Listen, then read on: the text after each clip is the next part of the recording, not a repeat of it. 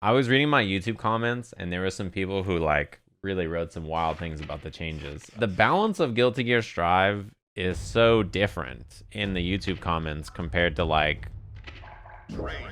reality. Someone said Fujin is bad because you can just block low and then mash 2P to beat every option always. I think the frame data on that sounds right, but like that must only work if you're point blank. So I want to test it. So I'll delay low. I'll do the overhead immediately. And then I'll do that. I'll just do Fujin. Okay.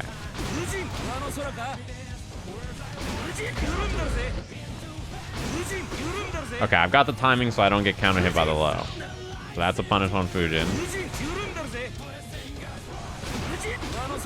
See, I'm good here.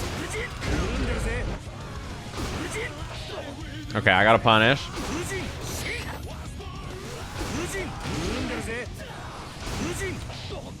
I got a punish. I'm looking good. I don't know. This doesn't seem right. This doesn't seem right. Even on this.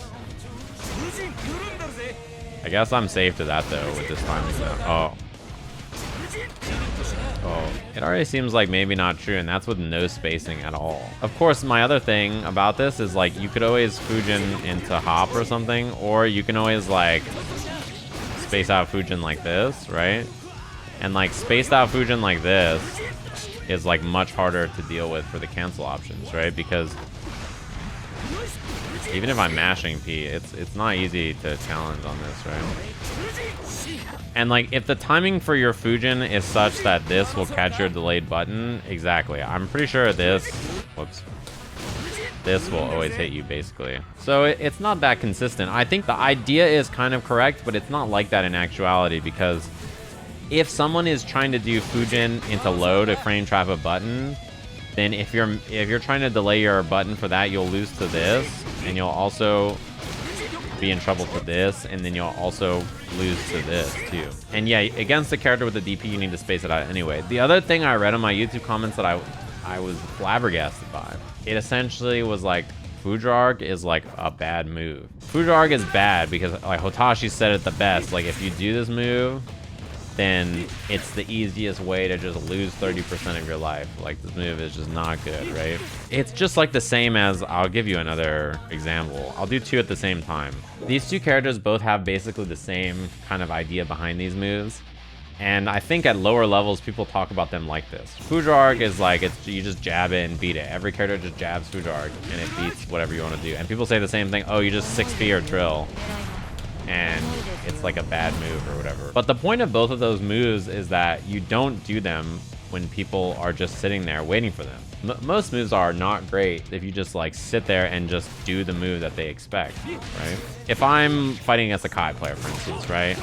And he's doing like, you know, this into that, right? What the Kai player then ends up doing, instead of doing this, or even like this into flip, he just does this, right?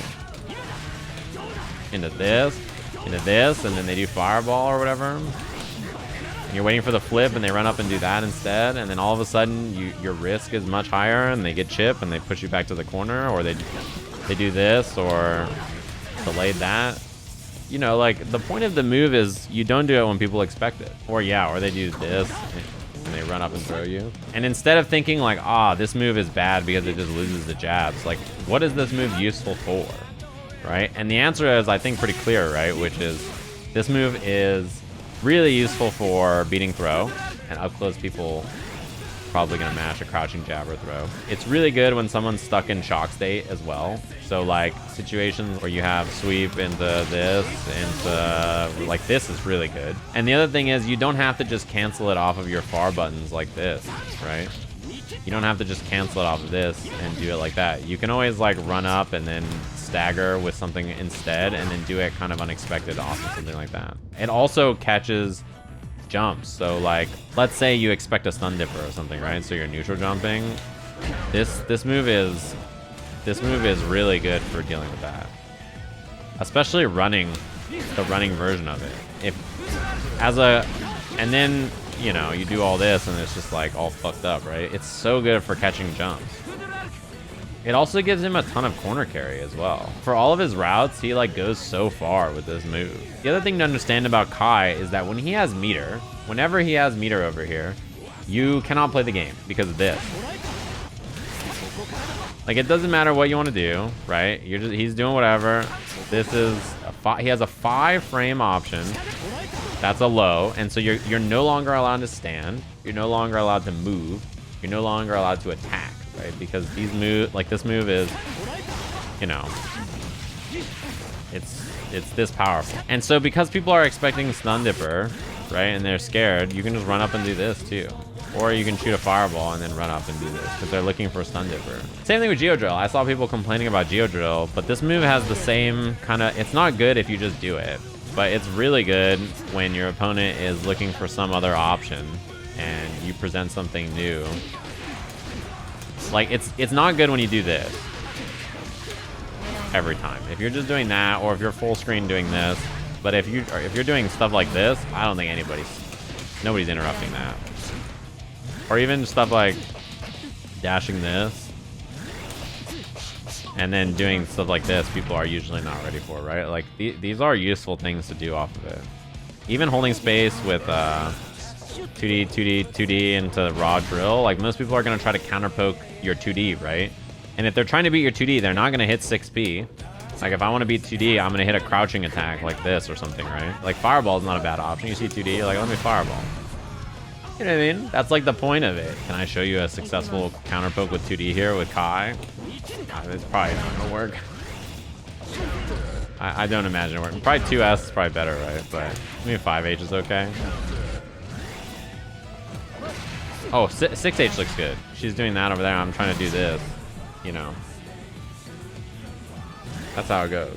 But yeah, I don't know. I read, like, when you read YouTube comments, sometimes you forget that I think people's understandings of the game are not, like, they're in their own world. What they think about the game is probably so different from you. They said something about the tower needing to change, and then they said also disagree. Ram's Rekka is very punishable. First of all, Ram's Rekka is absurd. It's like the most powerful Rekka in the game. It's also one of the I think it's one of the biggest buffs a character got in this game since it has existed. Look at the whiff recovery on Ram's Rekka.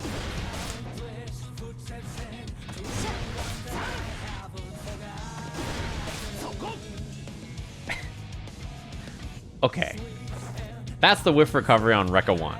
And the fucked up thing is, if you're trying to whiff punish it, and it whiffs, I beat. If it whiffs on you, and you hit a button, guess what happens? You get hit by Rekka 2, which is a massive starter. Look how much meter she builds just doing /Rekka. So when people say stuff like, oh, this game needs like a 25% bar thing, imagine if Ram could do this. Actually, I'll just do this. And then BRC forward. Now she has a BRC. She does run up, close slash, BRC, fuzzy. That's not even the right combo, by the way.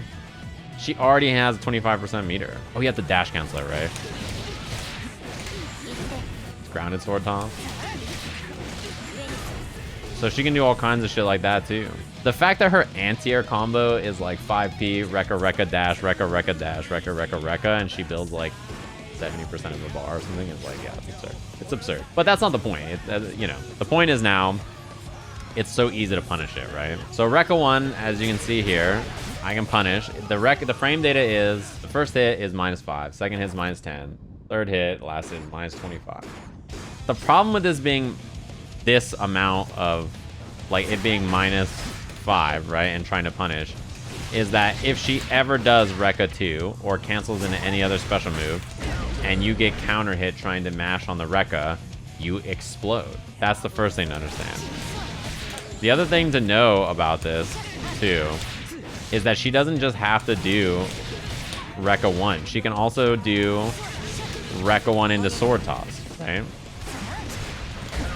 So, like, even if you challenge, you want to try to challenge on something else, she can do a different special move, or flippy do, or whatever it is, right? And so if she has meter, you have to respect that. And if you're too far, like if you're at this like far range where you're blocking /into Rekka, That's not a punish. And not only that, like, what are you gonna punish with? This far away, you get this is your punish. So the best option when you're fighting against Ram is most of the time, and this is what most people try to do, is IB and then throw.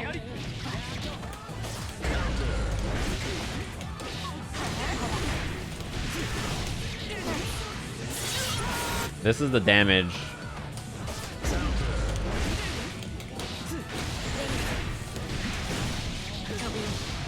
that you get for hitting a button on Rekka 2. Also with no wrist, that's true too. And I didn't do super. What is her super? So this is without the risk it build. So this is less damage than it's actually gonna do. And you may be thinking like, ah, but it's like, you know, what if you get hit mid-screen? It's like, it's not so bad, right? Rekka into this, into that. Like that. She also can delay any of the hits, right? And like, she reels back quite far, right? So even if she does like this, like the pushback is actually so far on second Rekka 2. So even if you're blocking it close and you want to like punish it at -10 here, what's Kai's punish? He probably gets 2S stun dipper. This is like his punish for Rekka 2. Versus if Rekka 2 hits you, you eat 80%. And it's not an easy punish. You're guessing whether she will finish the Rekka or not. You also can't always grab second Rekka, yeah. So like saying, oh, just throw between the 2 hits of the Rekka like this, probably like right here. I'll do no run momentum dip. You can't throw that. So then it's like, okay, DP it, right? So DP the Rekka. What happens if she just does this? And then she just walks back and then does this into this, into this, into this, into you eat 80% off the DP punish. You can IB and then still not be close enough on second Rekka. Or on Rekka 1. You can also, I saw this happen in tournament, actually. This happened to somebody who was playing against Zondo in tournament, and they IB'd both hits of the Rekka. And then did throw, and it whiffed. Also, the reason people throw and don't hit a button instead to punish is she could always obviously do this. If I try to like IB and then punish, like, oh, she's -5. I get cooked, right? Like, oh, I IB'd the second hit, she's -10, let me hit a button. I'm counter hit for 80% of my life. Even this too. It's hard to make the right choice there. And yeah, if you have 50, if she has meter, it's over. Maybe if I FD'd one of the hits. Yeah, it'll trade. I have to step forward first. I think if I do it as a reversal, yeah. Even though that's -10 and my DP is 7 frames, the sword toss moves her hitbox back, I think. I don't know why I heard 2 on 4K is plus. I never like, this is a weird change. But I don't really know why this move needed to be plus. So many people argued with me that Ram needed this change when they made it, and I just don't understand why. The air version is also, this shit is so stupid. Super hard to consistently hit.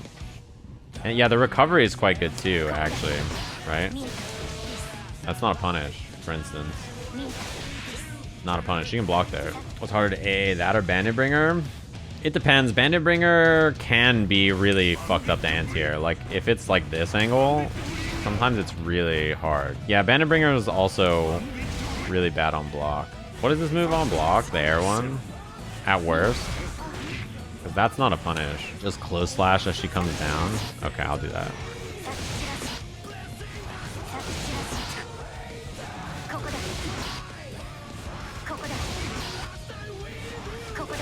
She could always change her trajectory, right? So it's not like, oh god. It's not like you can consistently just hit it at any timing and be fine, right? You have to be careful about it. Like if I'm too early, I think 6B is what I normally use. I don't usually like 5K because it trades a lot. I lost there. Ground flip, I mean, yeah, you can anti-air this with a lot. This is way easier. It's the trajectory is a bit different in the air, right? This is much easier. It's not that good if you expect it, but it's really good when you're like, you know, she's doing this kind of stagger pressure and then she just like does a flip and you're not ready for it. It's also way, way, way better as an escape option out of the corner. Like when she is like doing this, the trajectory that is makes like trying to hold space against it in the corner really hard. Like, let's say you try to air throw or something, right? She jumps back, you look to air throw, and she does flippy do. You have to kind of walk back and bait it, which means she has that as a threat.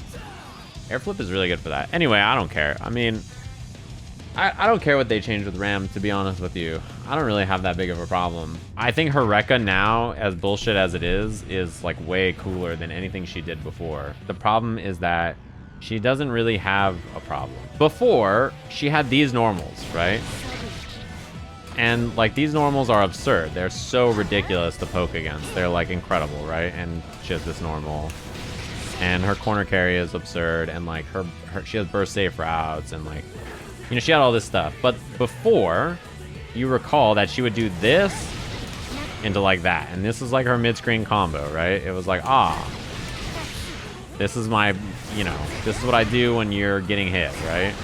That's it. But now it's like, she actually has way better neutral confirms than ever. It's like absurd to compare. So I was fine with her normals and everything like being like that before, but her buttons being like this with her current version is pretty wild. Also, I brought up this change, and like a lot of people wanted like other changes to Anji, which I should look at what they wrote, because like people didn't seem to. I feel like nobody likes my Anji change. Why is it that his Nagihan knockdown is so bad? Like, look at how bad his Nagihan knockdown is. Like, this is his knockdown off Nagihan. Like, he gets nothing. Just make them tumble or something. His main confirm, you know, he does this. Like, this is so bad. Like, this is her knockdown.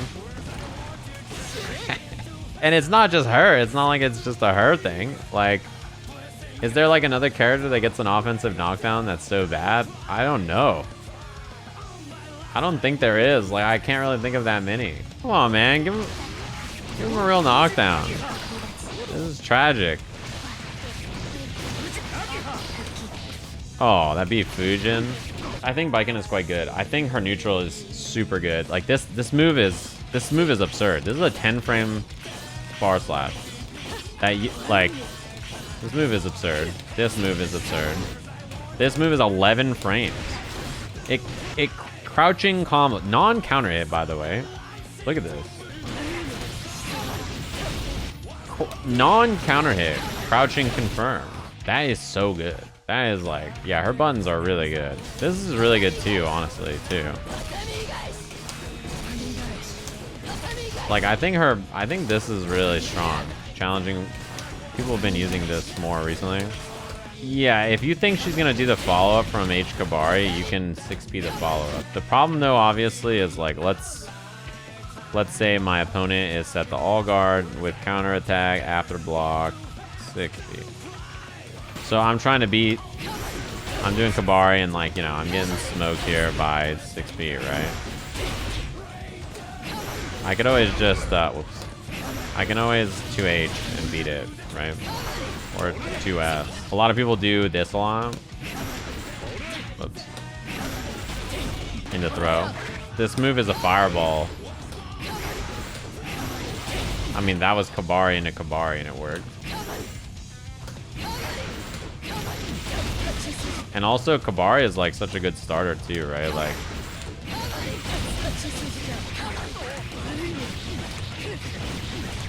you get like a bombo if this thing hits raw.